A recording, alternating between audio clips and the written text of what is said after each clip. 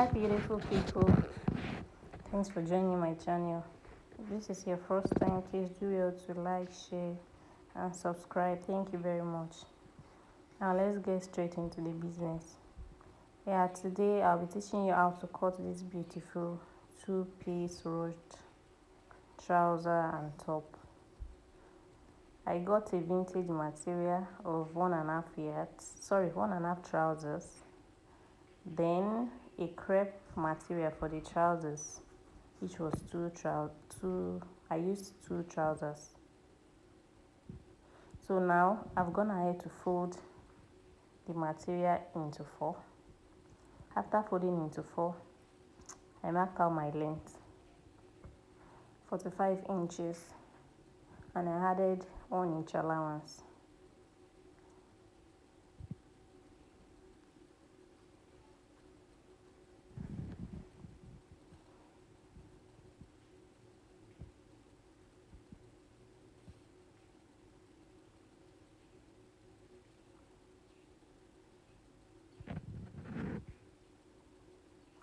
So after doing that, I picked up my scissors and I cut it out.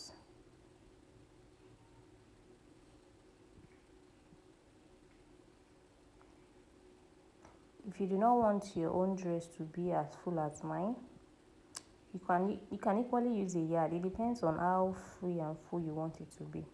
But as for me, I used 1.5 trousers for the style. Okay, now I went ahead to measure out my sleeve length. I used a sleeve length of 25 inches. Then I measured my sleeve opening, which was 10 inches, and I connected. So after connecting, I came down by 3 inches. For this type of top, you do not need to measure the bust, the waist or anything. It's a very free top. So what you just need to do is, after coming down by 3 inches, check whatever it is that is remaining just on the bust point. Then you measure it straight down, just as I'm doing.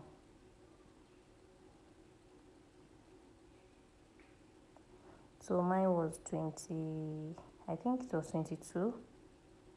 And then I measured the 22 all to the end of the dress.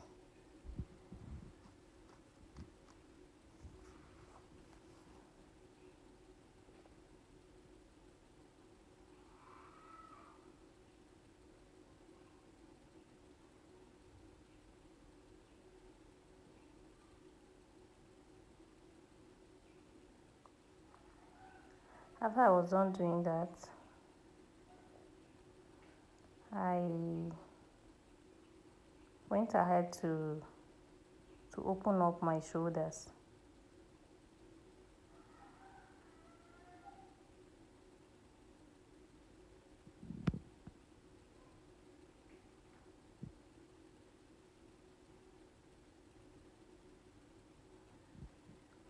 And I'm tracing out my lines.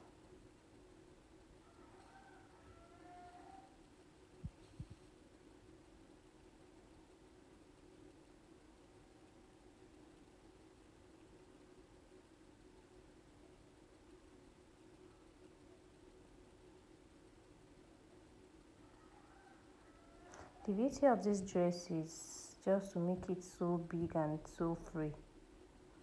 So try not to be stingy with your material when making this type of dress. Now I'll be making the neckline a straight neckline.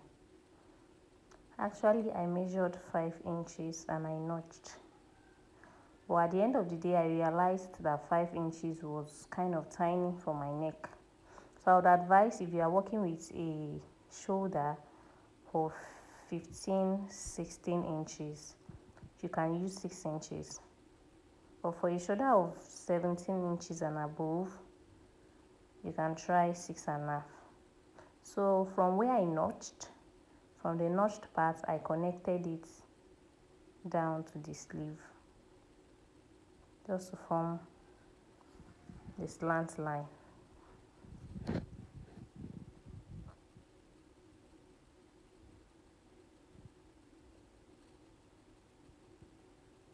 and then I cut out. Please don't forget to give it a notch.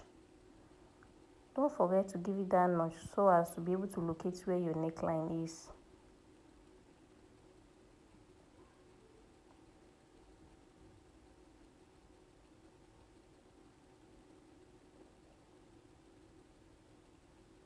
So now the next thing I went ahead to do was that I divided my waist by 4 inches, which was the waist of 42 inches. I divided it by 4 and I chalked it out on the center front of the dress. Yeah, this is what I did. I measured from the upper part of the dress, I measured my waistline, which was 17 inches.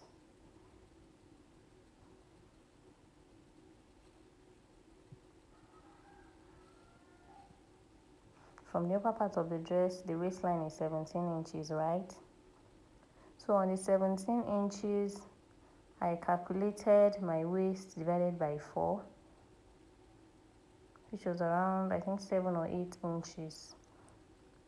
From there, I chalked it out on the front side and also on the back side. This is to enable you to know where to place the rope, the inner rope. Please, this inner rope is optional. If you want your waist to be snatched, then you can put it. But if you don't want a snatched waist, you can just leave the dress to be equally free like that. Both ways are beautiful. So right from that 8 inches, I went down by 3 inches. As I am doing, I went down by 3 inches. So I made a mark of that 3 inches straight down to the hem of the clothes. That is where I'll be placing my ruched design. I hope you understand. Just from where you divided by your waist by 8, come down by 3 inches and you mark it straight down. This will give you a clue of where to put your rope. So now I already opened it up. You can see I'm having 3 lines there. I have 3 lines there. The one on the right is for the rope, for the snatched waist. The one on the left is also for the snatched waist. And you see the one right on the middle, I won't call it the middle, just beside the rope I'm holding there. Yes, that side is meant for you to place your rope to create that ruched effect on the dress. So now I am tacking my rope on both sides.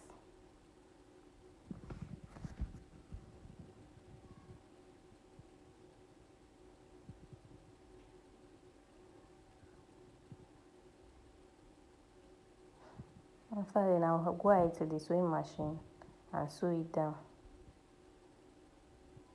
So now the next thing I did was to cut out this 3 inches wide material. Then I'll place it on that point where I want to create the ruch.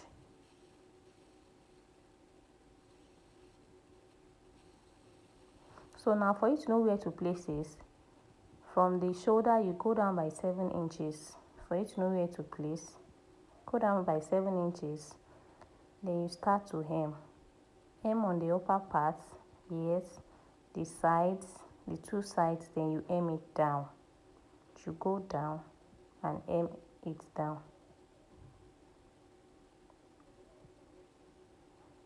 So now for you to know where to stop, you can stop at 2 inches just before the hem line.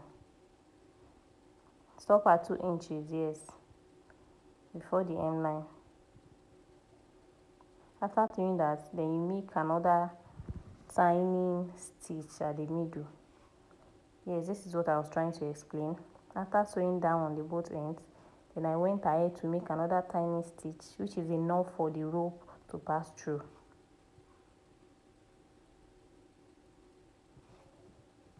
I left about 2 inches below. That will enable me to be able to hem in my dress.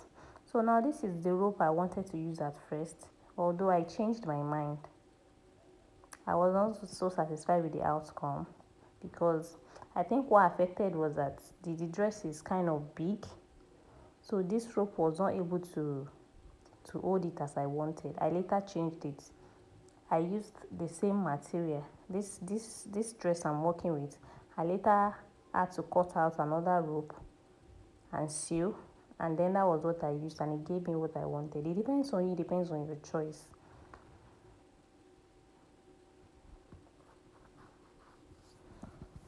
So from there I went down and I passed it from the hem of the dress. After taking it there, I took it down again from the upper part of the dress, just to make sure that the rope ends at the hem of the dress. Okay, now I was done creating the ruched effect.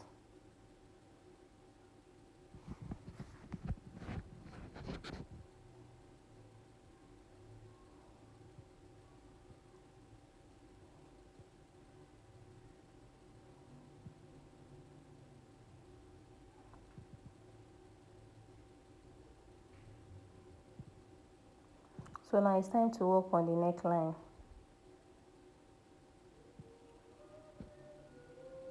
You see those two notched parts you notched when creating the neckline, you put them together.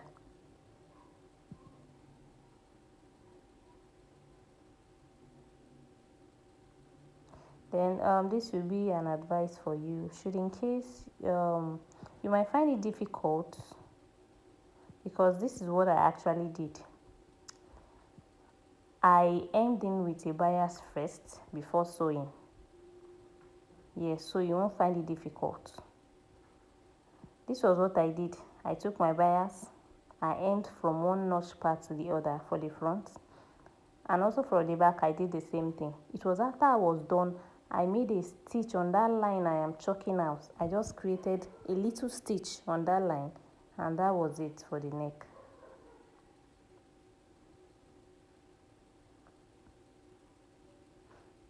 So after then, I had to join my shoulders. You join your two shoulders together after fixing the neckline.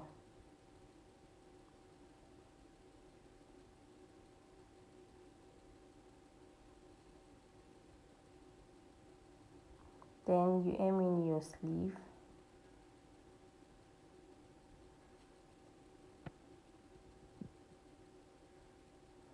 Then you sew the sides. And at the end of the day, you hem in the down part of the dress. The second part of this tutorial will be on my channel. I don't want to accumulate everything into one, but thank you so much for watching. Thank you so much. Please do well to like, share and subscribe. This is the outcome of the dress after I did all the sewing. So after now, you take it over to your ironing board and give it a very good press. Thank you so much for watching.